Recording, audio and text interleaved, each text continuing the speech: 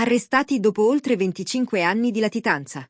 Due cugini albanesi, di 50 e 47 anni, sono stati fermati per omicidio e tentato omicidio e trasferiti oggi in Italia. I due sono atterrati all'aeroporto di Fiumicino, scortati dal Servizio per la Cooperazione Internazionale di Polizia, al termine di un'indagine durata circa un anno.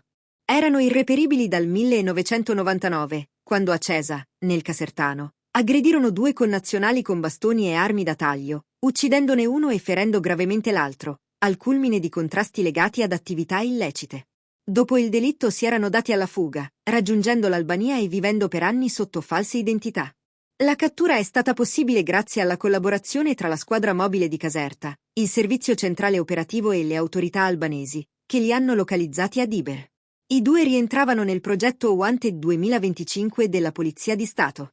Ora sono stati condotti in carcere a disposizione dell'autorità giudiziaria.